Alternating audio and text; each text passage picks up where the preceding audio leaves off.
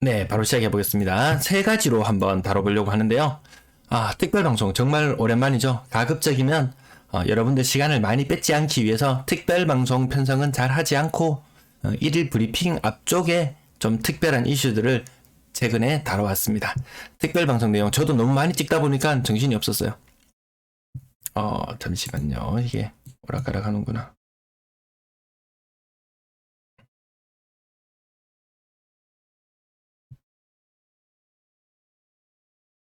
네, 이어서 말씀드릴게요. 특별방송 너무 많이 찍다 보니까 저도 제가 뭘 찍었는지 한번 정리를 해볼 필요가 있겠다 싶어서, 그리고 지속적으로, 여러분들께서 어떤 정보를 필요로 하시는지 말씀해 주신다면, 제가 또 더 다뤄보도록 할게요. 지금 혹시 제 이야기는 잘 들리시나요? 7분, 8분 현재 와 계신데, 혹시 들리시면 채팅창에 점이라도 한 개 좀 남겨주시면 제가 이야기를 좀 이어나가 볼까 하는데요. 제가 테스트를, 네, 감사합니다. 인내겸손님 감사합니다. 5초만 쉬었다가 방송하겠습니다. 편집점을 잡아야 되는데, 제가 편집점을 잘 못 잡겠네요. 네, 고맙습니다. 네, 고맙습니다. 특별방송 내용 한번 정리를 해볼 필요가 있을 것 같아요. 그동안 너무 많은 말을, 제가 찌꺼려 왔는데, 이거 주워 담기도 그렇고, 그나마 여러분들에게 도움이 되는 정보를 알려드리려고 했는데, 너무 많은 양을 제가 쏟아내는 것 같아서 좀 죄송한 마음도 있습니다. 그리고 이 부분 궁금해 하실지 모르겠는데, 부동산 유튜브 운영 수익은 얼마나 될까? 네. 요거 제가 한번 다뤄보고요. 그 다음에 정부 정책에 화가 날 것이다. 제가 예정이 없던 방송을 켜게 됐던 이유는 이 정부 정책에 화가 날 것이다. 이 부분 때문에 아침에 뉴스가 뜨자마자 이거 정리 한번 해야 되겠다. 요런 생각으로 방송을 켜게 되었습니다. 본격적으로 한번 들어가 보겠습니다. 자, 운영 수익요. 이게 요렇게 나와 있는데 실제 3월 운영 수익은 한 30만원 정도 됩니다. 후원해 주시는 분도 계시고, 방송 시청해 주시는 분, 이렇게 광고당, 클릭당 단가 수도 나오고 해요. 그래서, 이거, 내 최저임금은 될까? 시간당 내가 드리는 노력 대비, 시간 대비, 순수하게 딱 시간만 드리는 거 대비, 이거, 안 되겠다. 그 또 부동산에 대한 관심이 많은 시기 같으면은 조회수도 많이 나오고 수익도 괜찮지 싶은데, 그건 아닌 것 같아요. 어쨌든 제가 이거 지금 4개월, 5개월 반째 이 일을 이어 나오고 있는데, 처음 수익 나기까지는 한 3개월 정도 걸렸던 것 같고, 그 다음에 내가 정말 많은 시간을 투입할 때는 괜찮았어요. 일당 2만원도 나오고 그랬어요. 근데 근래 들어서 전반적으로 부동산에 대한 관심이 많이 떨어지고 조회수도 떨어지고, 제 내용이 매번 비슷한 듯 다른 듯 그런 내용들을 다루기 때문에 어쨌든 시간당 최저임금 정도, 요 정도 나오는 것 같아요. 자, 요 사진은 제 방송 보신 분들이라면 기억하실 텐데요. 정부가 많은 이전 정부라고 해야 되나? 지금 19대 대통령이 엄청나게 많은 그 정책들을 내놨는데, 그거 온갖 것들을 다 꼬이게 만들어 놨어요. 근데 이 꼬이는 과정들도 살펴보면은, 제가 그물의 비율을 좀 간혹 할 때가 있는데요. 그물 코를 좀 느슨하게 해놨어요. 부동산 초기 정책이 부동산 경착륙이 아닌 연착륙이었어요. 물론 코로나로 인해서 갑자기 돈이 많이 풀리는 이런 문제가 있긴 했어요. 그 이전까지도 제조업, 가동지수라든지 여러 가지 지표들이, 경제 지표들이 안 좋게 나왔어요. 그래서 이 부동산을 어떻게 하면 좀 연착륙 시켜볼까, 그런 정책 때문에 그물코를 좀 엉성하게 만들어 놓은 상태로 진행했어요. 왜 이거 갑자기 모든 규제를 다 해버리면은 부동산 시장에 경착륙이 일어날 수도 있다. 그 우려 때문에 초반에는 시작된 정책이었는데, 어쨌든 결과적으로는 지금 잘못된 결과를 가지고 왔죠. 그래서 정부가 이 그물코를 더 촘촘하게 만들기 위해서 하나, 둘, 몇 번의 규제를 했나요? 28번? 30 몇 번? 너무 많아서 규제 건수도 세기 힘들 정도로 촘촘하게 해놨는데, 이 촘촘한 그물에 구멍을 하나 내려고 하는 것이 지금 당선인 20대 대통령. 이렇게 해서 그물에 구멍을 내려고 하니까 물고기가 다 빠져나가 버려요. 도저히 안 되겠다. 이 규제 해제하고 이전 정부가 만들어 놓은 것들 풀기가 쉽지 않을 것이다. 풀려고 하나를 당기는 순간 이 실타래는 더 심하게 엉켜버려서 손쓰기가 힘들어질 것이다. 요 부분, 요 사진 몇 번 가지고 와서 언급드렸어요. 자, 부동산 정책. 여기 지금 여기 2번 당의 부동산 정책인데요. 이 정책을 보면은 투자자들은 사실 고개를 절레절레 할 거예요. 왜? 투자자 입장에서 별로 유리한 게 별로 없어 보여. 충분한 주택 공급 많이 한다고 하면은 투자자 입장에서는 썩 내키지 않을 거예요. 그 다음 재개발, 재건축, 리모델링 활성화를 한다? 이것 또한 야, 그러면 또 새 집이 더 많이 공급된다는, 결국 이 공급이에요, 공급. 일기 신도시 재정비 양질의 주택 공급, 이거 30년 넘어가는 이 아파트들 또 마찬가지로 공급입니다. 이 모든 것들이 공급의 방점이 찍혀 있다. 소규모 주택 정비, 이것도 공급. 임대차 시장 정상화 및 임차인의 주거 안정 강화. 이거 임대차 3법 없애겠다는 말이잖아요. 지금 안정화되어 가고 있는 국면이었었거든요. 근데 이거를 흔드는 바람에 지금 매물은 늘어나고 전세 매물은, 매매 매물은 늘어나고 전세 매물이 갑자기 줄어드는 이런 현상들도 지금 일부 나타나고 있고요. 민간 임대주택 활성화, 이것도 결국 공급.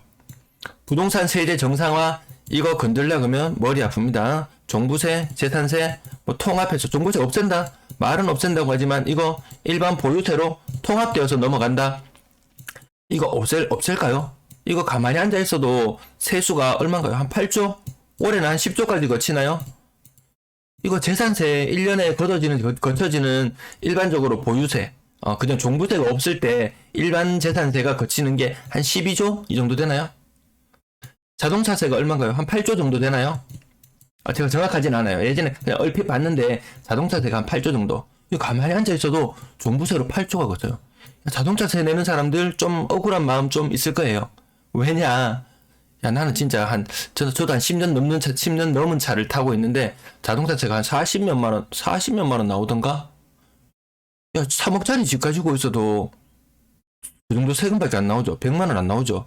두 번 나눠서 내니까 제가 얼마 낸지 모르겠는데, 어쨌든 야, 꼬물 자동차 한 대 가지고 있는 거나 뭐 한 3억짜리 집 가지고 있는 거나 그 세금이 거의 비슷한 것 같아요. 근데 가만히 앉아 있어도 이 자동차가 대한민국 자동차가 몇 대인가요? 그 자동차부터 뜯어내는 돈이 요 정도 세수였는 것 같은데, 가만히 앉아 있어도 종부세 10조가 거치는데 얘를 없앨 사람은 없을 것 같다. 어쨌든 요거 쉽지 않아 보인다. 그 다음 외국인 주택 투기 방지, 이거 뭐 중국 사람이 부동산을 산다, 뭐 외국인이 부동산을 산다, 알고 보면은 막 그렇게 숫자도 많지 않은데 약간 인기에 영합한 것으로 좀 보이기도 하고요. 주택 대출 규제 완화, 이 부분이 좀 걸렸어요.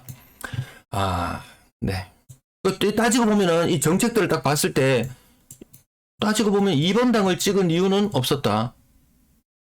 그 1번 당 있잖아요. 1번 당 정책도 얘랑 아주 유사합니다. 아주 유사해요. 사실 부동산 정책만 놓고 봤을 때는 어느 당이나 사실은 매 한 가지였다. 다주택자 양도세 중과 1년 유예. 제가 얘 때문에 좀 근래에 많이 화가 났어요. 이것 때문에 양도세 중과 유예 해주는 것 때문에 시장에 전세, 월세, 임대 물량이 확 줄어들어 버렸어요. 팔기 위해서는 양도세 때문에 팔려면은 임대를 내놓으면 안 되는 상황이기 때문에 전국적으로 지금 전세 매물, 월세 매물이 다 감소해요. 어제 아침에 그 방송 주간 브리핑 내용 보셨나요? 매매 매물은 똑같은 기울기로 증가하고 있고 전세 매물은 확 꺾였어요. 3월달부터는 전세 거래도 잘 안 되는 시기임에도 불구하고 전세 매물이 확 꺾였어요. 강창훈님, 3년 뒤에는 대구 부동산 시장 활성화 될 거라고 봅니다. 무슨 돈으로요? 오늘 아침에 세기를 박았잖아요. 자, 임대차, 결국 손봐야 할 것은 임대차 3법. 임대차 3법이 지금 남아있는 것은 신고제, 전월세 신고제만 남아있고, 나머지 지금 크게 뭐 무리 없이 전세가가 지금 전국적으로 서서히 떨어지고 있는 시기인데, 갑자기 매물이 줄어드는 현상이 눈에 보이면서 다시 가격이 올라갈 소지가 있어 보인다. 하지만 그러기에는 전세 매물이 지금 생각보다 전국적으로 너무 많이 늘어나 있기 때문에 과거처럼 대구에 언젠가요? 2020년 말경에 전세 매물, 허위 매물 사라지고 나서 전세 매물 눈에 띄는 게 한 2,000개 되었어요. 물론 이때 막 공사판을 만들어가지고 사람들이 엄청난 이주시킨 영향도 있겠지만 지금은 전세 매물이 약 8,000개 가까이 돼요. 이거 지금 매도를 위해서 임대를 줄인다고 하더라도 한 6,000대 정도 수준까지 떨어진다고 하더라도 전세 시장에 혼란을 가져올 것 같지는 않아요. 임대차 3법 이거 입법 과정을 거쳐야 된다고 하는데 이것도 쉽지 않아 보이고요. 말은 좋아요. 지금 차기 정부에 지금 청사진은 멋지게 그려놓습니다. 근데 뭔가 해결책이 저거 그냥 저같이 무식한 사람이 보더라도 야 저거 섣불리 손댈 수 있는 게 아닌데라는 이런 느낌을 가지게 하더라고요. 자, 요것 때문에 제가 화가 나 있어요. 전세 물량 예측치 1월에 예측치 기가 막히지 않았습니까? 네, 요거 12월 초중반경에 제가 이 예측치, 이 갈색 선의 예측치를 만들었는데 오차가 6건밖에 안 났어요. 2월달 예측했는 것이 오차가 81건밖에 안 났어요. 근데 3월달 예측했을 때 이 대선, 3월 9일 대선 이후로 전세 매물이 줄어들기 시작하면서 오차가 935건이나 나버렸어요. 다음 달 되면 4월 말 되면 오차가 더 많이 날지도 모르겠어요. 이기 때문에 좀 화가 나요. 그래도 나름의 이 자료 하나를 만들기 위해서 굉장한 공을 들여왔는데 야 이게 나의 예측이 너무 신빙성이 너무 떨어지는 자료가 된 것 같아서 이 중간에 예기치 못한 이 정책적인 변화 이런 것들이 예측을 다 허물어뜨리는 그런 결과가 나타났네요. 하지만 요거 잘못된 예측치지만 우선은 함께 보면서 가도록 하겠습니다. 이 예측치마저 없었다면은 그냥 전세 매물이 꺾였겠구나 라고 예측하겠지만 그렇지는 않아요. 보니까 자, 오늘 가장 핫 이슈가 되는 뉴스는 요거였지 싶어요. 여러분들도 이 뉴스 아침에 접하셨나요? 이 뉴스를 보자마자 저는 야 오늘 예정에도 없던 특별방송을 꼭 찍어야 되겠다. 이렇게 벼르게 되었어요. 인수위는 LTV 공약대로 풀되 DSR은 손 안 대기로. 사실 이거 손 못 대는 거였거든요. 손 못 대는 건데 야 정부가 정말 와 이거 똥볼 차나? 이런 느낌을 가졌어요. 네, 강창훈님 3년 뒤에 실거주자 투자자 대구 부동산 시장 활성화 될 거라고 봅니다. 이런 것들 DSR 규제라든지 이런 것들이 많이 좀 풀렸을 때 그런 것들이 저도 물론 3년 뒤에 근데 3년 뒤도 지금 장담을 못하는 게 당장 내년에 입주 물량만 한 3만 5천 내후년에도 뭐 2만 개 이상 그 이후에도 아마 많을 거예요. 왜냐 이 차기 대통령의 공약 자체가 공급의 방점이 찍혀 있었기 때문에 생각보다 지금 공급을 하려고 벼르는 곳은 많은데 좀 뜸들이는 곳들이 있거든요. 아무튼 DSR 가계부채 이 고차 방정식 고차 방정식을 풀라고 풀어야만 하기 때문에 차기 대통령을 뽑았는데 야 이거 어려워. 나 잘 못 풀겠어. 이거 밑에 실무진들한테 맡겨보니까 걔들도 머리 아프대. 뭐 이런 이야기를 하는 거예요.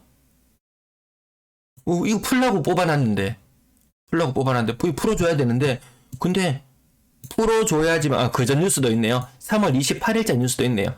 DSR까지 풀어야 실수요자 내 집 마련 숨통. 그 숨통은 지금 풀어주는 게 아니고 숨통을 조여놨는 그런 효과가 나타나는 거예요. 아마 이 뉴스 지금 굉장히 아마 부동산 투자 카페를 굉장히 자극할 것 같습니다. 이게 DSR은 잘 알고 계시죠? DSR 방송도 제가 몇 번 다뤄드렸는데 특별 방송에 좀 보시면 될 것 같습니다. 아무튼 이 뉴스 때문에 화가 난 사람들이 굉장히 많을 것 같습니다. 저는 임대차 3법을 건드린다? 아니면 양도세 중과를 한다? 이 뉴스들 때문에 제 예측치가 어긋나서 화가 났는데 투자자들은 자기의 투자에 대한 모든 스케줄이 다 꼬여버릴 수 있다. 야 DSR 해줘야지. 내 거 팔고 또 다른 사람이 내 물건을 사면은 나도 다른 걸 사고 이런 것들이 가능해지는데 이거 안 된다는 거죠. 이게 많이 힘들다는 거죠. 그럼 돈 있는 사람만 소득 많은 사람만 집 사란 말이냐? 좋은 집 사란 말이냐? 예, 소득에 맞춰서 사면 됩니다. 저 아들한테 한 달에 월급이 아니고 용돈 1,000원씩 줍니다. 용돈 1,000원씩 해서 한 달 하면 한 3만 원 줍니다. 아들이 집을 사고 싶답니다. 아들의 소득은 3만 원이에요. 월 3만 원. 연간 36만 원의 소득을 가지고 있어요. 아들이 아빠 우리 집 너무 안 좋아. 더 좋은 집, 넓은 집으로 이사 가고 싶어. 나 집 살래. 다 무시하고 대출 내주나요? 그러니까 소득에 맞춰서 자기 생활 수준에 맞춰서 하면 되는 것이지 이건 너무 투기자들이 시장을 좀 더 자극하기 위해서 하는 멘트. 야 부자만 집 사란 말이냐? 그런 말들 너무 많이 들어봤는데 이제 씨알도 안 먹히는 그런 상황이 돼버렸네요. 사소한 인생님 다주택자 매물 내년 5월까지 다 나오면 대구는 더 하락할 수 있는 거 아닌가요? 와, 다주택 매물 지금 상황에서 양도세 중과 부분 그리고 장특 공제 제가 말을 다 기억을 못 하겠어요. 그것까지 해소를 한다면은 매물이 나올 수 있지만 지금 말은 그렇게 해놨는데 뭐 4월 1일부터 뭐 한다고 막 이런 이야기도 있었고 했는데 4월달 됐는데 별 반응 없고요. 7월 1일부터 저거 하기로 뭐 해제해 주기로 양도세 뭐 중과되는 부분이라든지 이런 것들 좀 풀어주기로 했는데 야 풀려면 조정지역 규제지역만 풀면 되지.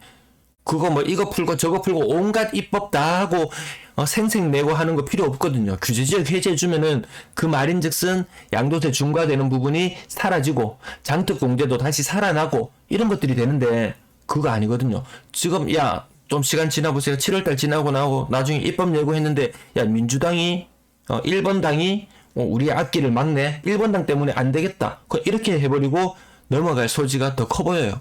그래서 다주택자 매물 지금 아직까지 확실히 지금 일부 출회하고 있으면 야 지금쯤 계약서를 딱 쓰고 나면은 새 정부가 출범하고 7월 달이 되면은 요거 이제 잔금 치르기 전에 규제가 바뀌고 잔금은 칠 때 되면은 이제 나는 세금 혜택을 엄청나게 보겠구나. 요런 생각들도 할 수 있는 것 같은데 확정적인 답을 못 줘요. 또 그때 되면 이거 야 부동산 이거 고차 방정식이네. 풀기 어렵네? 뭐 이런 식으로 나올 수도 있거든요. 그래서 사야 되는 사람도 혼란, 팔아야 되는 사람은 더 혼란에 빠지게 만드는 지금 정책들이 나오고 있는 거예요.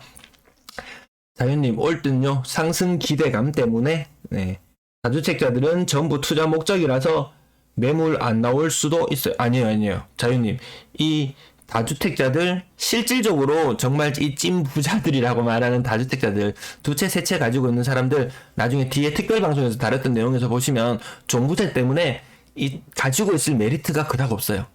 그리고 이 투자 시장을 움직이는 것은 뭐 2주택 이상자의 비율이 뭐 20%니 15%니 이런 통계들이 나오는데 그 15% 중에서 제가 봤을 때는 한 진짜 7, 80%는 일시적 1가구 2주택으로 돌려가면서 투자하는 사람들이 굉장히 많아요. 제가 정말 일시적 1가구 2주택, 그 근원까지 추적해본 사람이잖아요. 그 근원이 어디였어요? 김영삼 정부 때 부동산 경기가 안 좋아졌을 때 그때 나온 거예요. 그 이전까지는 상속이라든지 아주 뭐 특수한 경우에 일시적 1가구 2주택이 있었는데, 야, 일단 새 집이 안 팔리니까, 야, 새 집 사고, 헌집 팔면은, 양도세 비과세 해줄게. 이러면서 나왔던 게 일시적 1가구 2주택 양도세 비과세거든요. 그래서 실제 지금 이루어지는 투자의 대부분도 일시적 1가구 2주택이에요. 그 부분만 꽁꽁 묶어버리면 사실 투기는 거의 이루어지지 않을 것 같아요. 자, KWP님, 양도소득세 완화 정책으로 팔려고 하니 전세 끼고 팔려면 팔기 어려우니 전세 물량 줄어드는 것 아닌가 하는 생각이 드네요. 네, 그 부분 KWP님 말씀 제가 그거 요 근래 한 일주일 동안 저도 그 생각, KWP님하고 똑같은 생각이었어요. 갑자기 이상스레 전세 매물이 줄어들 리가 없거든요. 지금 전세 거래가 안 되는 시기이기 때문에. 님임금님, 지금은 금리가 가장 문제일 것 같아요. 네, 4월 15일 이후가 또 상당히 또 문제가 될 것 같기도 해요. 그런 것들은 또 뭐 금리나 이런 것들은 전문가들이 항상 많이 이야기해 주니까 그런 부분들 참고하시면 되겠고요.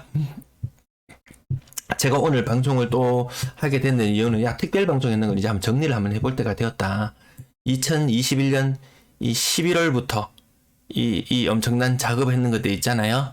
요 내용들 어떤 내용들을 다뤄왔는지 제가 한 5번에 걸쳐서 한번 정리를 한번 해봐야 될 것 같아요.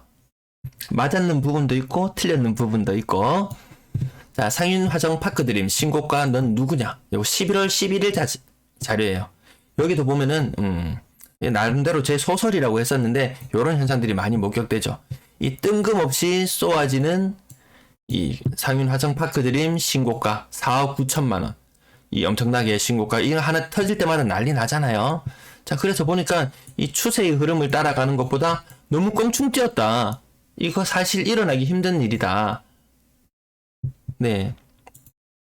그래서 보니까 인근에 있는 상인 센트럴 자이 분양 예측 분양 가격이 나왔고 일반 분양은 더 비싸다고 했을 때 그 가격이 상인 센트럴 자이 4.4, 한 4.5억 정도에 만약에 분양이 된다면 상인 바로 옆에 있는 10년 넘은 아파트가 5억 정도 했어요. 그러면 야 이거 주변 시세보다 10% 싸네.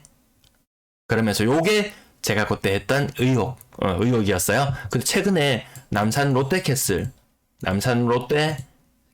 센트럴 스카이 이 아이가 갑자기 9.5억의 뜬금포를 쏘아 올렸어요. 마찬가지로 또 저희는 또 의혹의 눈으로 보잖아요. 의혹의 눈으로 얘를 지켜보는데 갑자기 보류지 그 조합이 가지고 있는 물건이죠. 최저 입찰가 8억 뭐 이런 식으로 나왔던 것 같아요. 그러면 야 싸네? 야 저거 봐. 9.5억짜리 아파트가 8억에 판대. 이런 거하고 비슷한 맥락의 의혹들은 지금까지 무수히 많이 있어 왔다. 그런데 어떻게 되었나요? 상인 화성파크 드림 4.9억에 누군가가 한 명 빵 샀어요. 그러면 부동산 분위기가 시장의 분위기가 좋을 때는 북치고 장구치는 사람들이 달라들어가지고 막 이렇게 분위기 흥을 돋워줘야 되는데 그 자기 혼자 둥 남산 롯데캐슬도 자기 혼자 둥 CG에도 후분양하는 아파트 있나요? 자기 혼자 둥 긴 울림만 남기고 있는 것 같습니다.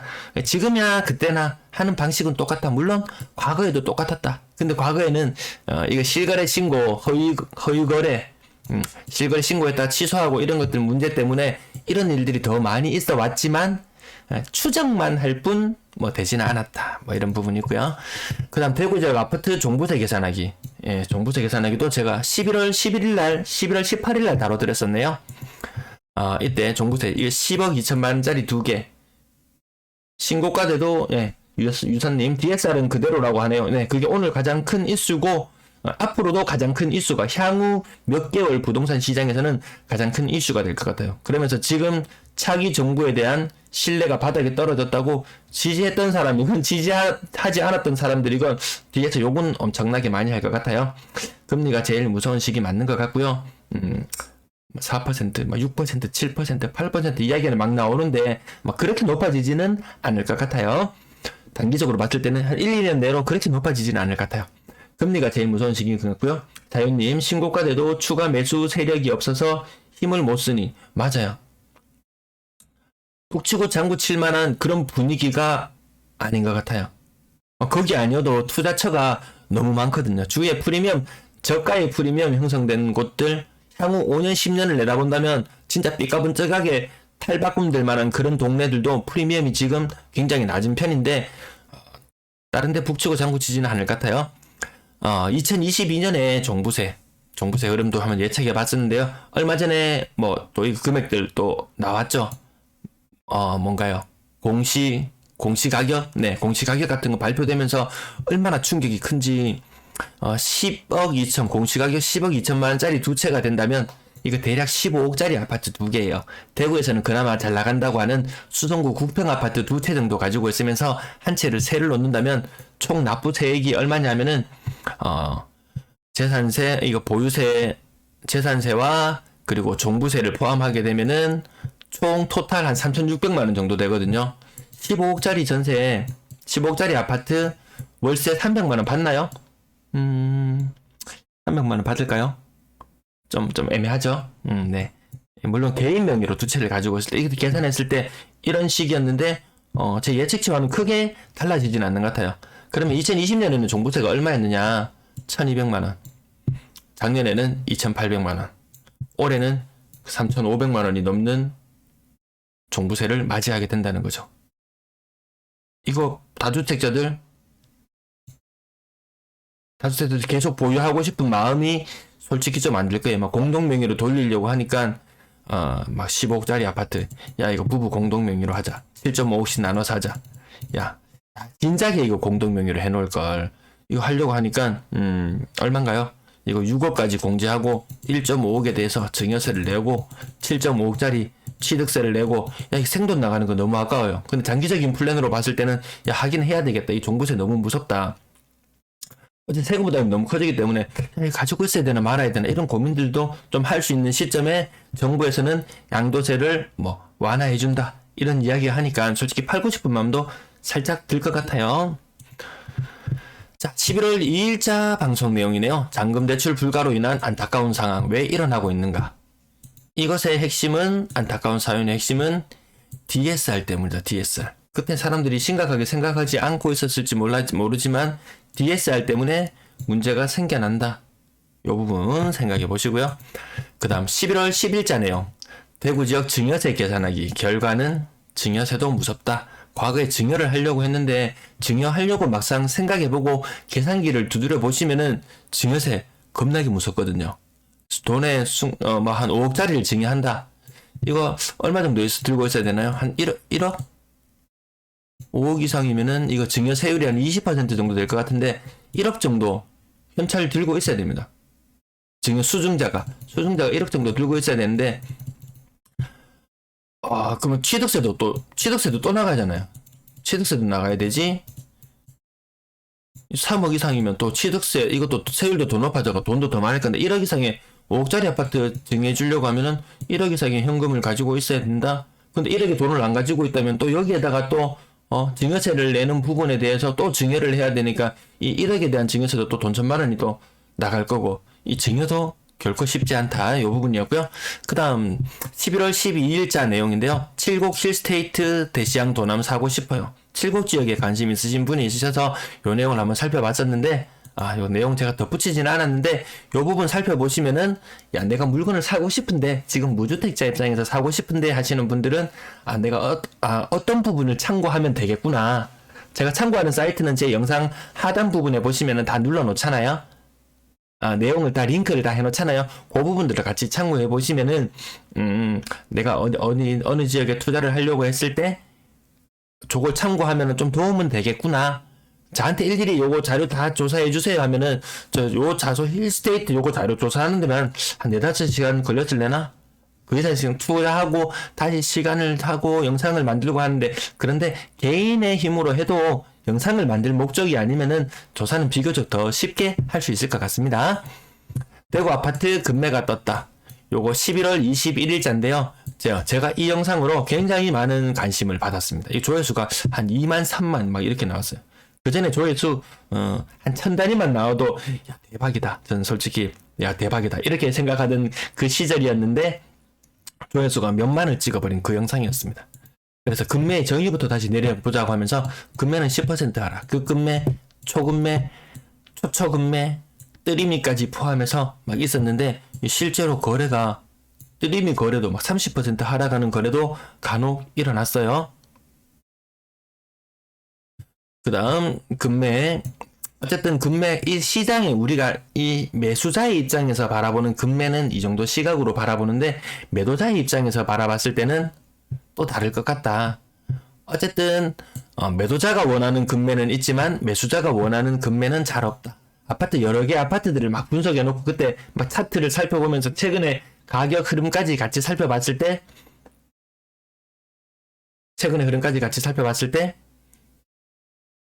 요거까지 하고요. 사실 급매가 별로 없었다. 지금도 거의 뭐 인터넷 게시물에 올라오는 것은 그렇게 급한 매물은 잘 안 보여요. 정말 급한 매물도 간혹 보이긴 합니다. 그 다음 12월 2일자. 오래됐어요. 벌써 한 4개월 지난 전이네요. 대구 아파트 중 북구의 거래가 꿈틀댄다. 정말? 한번 보면요. 가끔씩 놀랄 때가 있어요. 이 몇 개월치 10월의 거래량을 봤을 때 그 이전 3개월의 거래를 확 뛰어넘는 모습이 나타났어요. 야, 대단하다. 전반적으로 거래가 다 줄고 있는데 왜 이렇게 거래가 발쩍 뛰었을까? 그래서 제가 전체적인 시계열상으로 길게 한번 늘려놓고 보니까 요거 살짝 올랐는 거였어요. 살짝 올랐는 거. 그걸로 끝이었어요. 근데 그 다음부터는 끝이었어요. 이 단기간의 흐름에 차트의 아주 짧은 부분만 보면은 눈속임을 당할 수도 있다. 이런 부분. 지금 거래량 재작년 때 엄청 늘었다가 작년에 거래량이 지금 작년의 거래량을 노란색으로 해볼까요? 이렇게 줄어왔다가 다시 올해가 되면서 거래량이 이렇게 줄다가 3월달에 거래가 살짝 늘어요. 살짝 늘었는데 이거 얼마 안 되거든요. 이게 2022년 노란색 부분이 21년 제일 왼쪽 부분이 20년. 근데 지금 3월달에 거래량이 반짝 느는 것을 보고 야 이거 정말 대박으로 거래량이 또 다시 살아나나? 분위기가 살아나나? 이렇게 느낄 수도 있는데 너무 짧게 보지 마시고 약간만 더 길게 늘어뜨려 놓고 보시면 이 전반적으로 하락 추세에서 살짝 반등 정도 그 정도 흐름 같아요.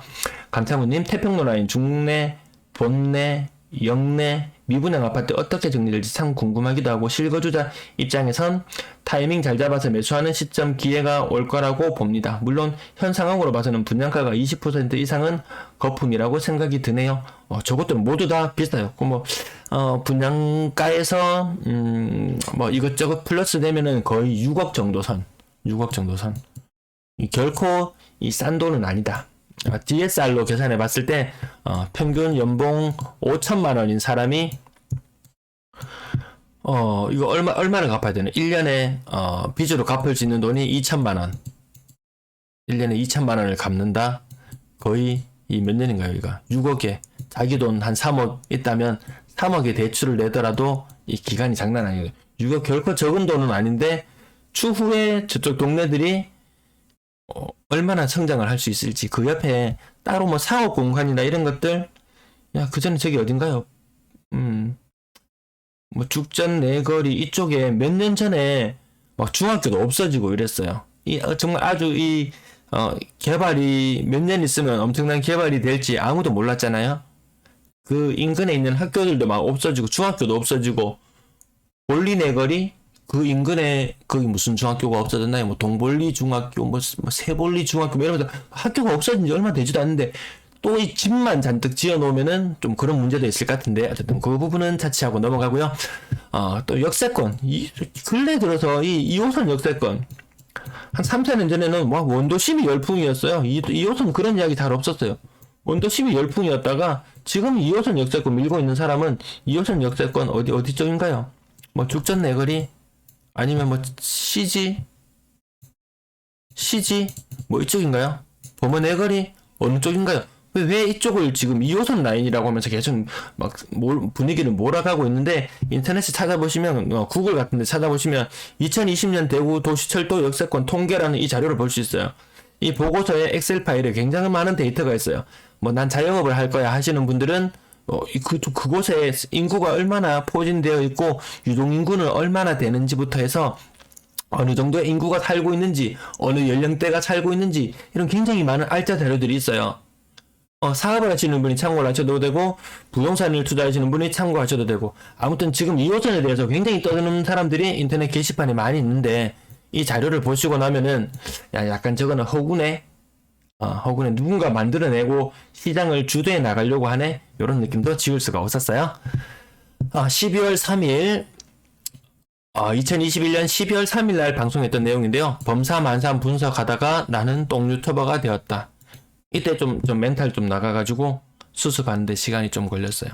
제가 영상을 올려놓고 나서 인터넷 게시판을 찾아보니까 어떤 똥유튜버가 이번에는 범사만삼을 무시했죠. 본인 집 없는 것 같아요. 항상 이 결론은 따로 공격할 게 없으면은 이 분석한 내용에 대해서 반박할 게 없으면은 본인 집 없는 것 같아요. 라게 이렇게 이게 뭐 비하인가요? 인신공격인가요? 개무시인가요? 뭐 이런 전략으로 나오는데 저는 이거 무시해도 되고요. 아무튼 제가 그때 범사만삼에 거래가 얼마나 없는지를 분석해서 제가 특집으로 몇 번 다뤄드렸어요. 전세 매물이 없다고 전세 월세가 귀하다고 이야기를 해서 제가 전세 월세 개수까지 아파트 하나하나 네이버 부동산에서 찍으면서 숫자를 다 더했어요. 근데 물량 많았어요. 그 허구임이 밝혀지는 것을 원하지는 않을 거예요. 그래서 저는 똥유튜버가 되었습니다. 그래서 제가 매매, 전세, 월세 이거 아파트별로 이거 몇 개 된 한 30개 정도 아파트 단지 되나요? 한 9천 몇백 세대? 거의 만 세대 가까이 되는 아파트 전세, 매매, 전세, 월세 매매, 전세, 월세 건수 세어보니까 결코 적지 않은 물량들이 나와 있었거든요. 지금 또 한번 다뤄드릴까 싶기도 한데 어쨌든 대구 아파트 매매시장, 전세시장 단단히 꼬였다. 제가 날짜를 그때 누락을 시켜버린 부분이 있었네요. 어쨌든 여기 노란색 여기 지워지려나? 제가 캡처를 내온 부분이라서 지워질지 모르겠네요. 안 지워지네요. 요 과거 자료 그대로 활용했는데 요거 2021년 빨간색 선을 보시면은 요 매매 가격이 평균적으로 거래되는 매매 가격이 2020년보다 2021년이 더 떨어지는 형태가 나타나고 있다는 흐름을 보여드렸어요. 2022년이 되면서 새로운 분위기가 나타났을 땐 지금 가격은 이런 식이에요. 반짝 높을 때도 있었지만 또 전년보다 평균 거래 가격이 떨어지는 현상이 지금 나타나고 있어요.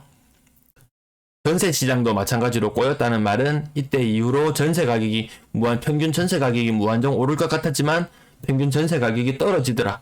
올해는 어떤가요? 올해는 더 떨어지는 현상도 이렇게 나타나고 있죠. 올해는 어떻게 이렇게 전세 가격이 더 쭉 평균 전세 가격이 떨어지는 현상 나타나고 있습니다. 12월 13일 대대광의 추억. 대대광이라는 말씀, 이 말 기억하시는 분이라면은 아마 지금 몇 년 지났나요? 한 6년? 5년, 6년 지났나요? 그맘때쯤에 이 대대광이 열풍이었어요. 근데 대대광 열풍도 많이 수그러들었다. 이 인구 수와 전체 아파트 수와 막 이런 것들을 다 비교해 놓고 제가 자료를 살펴봤었는데요. 건당 거래 대금이 대전 지역이 대구보다 더 높아졌다. 서울 수도권과 이 근접성이 더 좋기 때문에 가격이 더 많이 오르더라. 세종시가 오르면서 같이 오르기도 하더라. 대구나 광주의 평균 거래 가격은 뭐 비슷한 정도 수준이고 대구 지역 건당 거래 대금, 건당 평균 전세 대금 이런 걸 놓고 봤을 때 이 광주나 대전 지역과 비교해 봤을 때 대구 사람들은 굉장히 비싼 집에 살고 있다. 전세 임차인 입장에서는 굉장히 비싼 집에 살고 있다는 이 자료도 보여드렸어요. 대구 사람들 특징 이야기할 때 밖에 나갈 때 옷 잘 꾸며 입는다. 남들이 볼 때 번듯한 집에 살고 싶다. 이 외형적인 모습들 보여주는 모습에 더 치중한다. 뭐 요런 생각들도 약간 가지고 있거든요. 아무튼 생각보다 비싼 임차료를 지불하고 있다.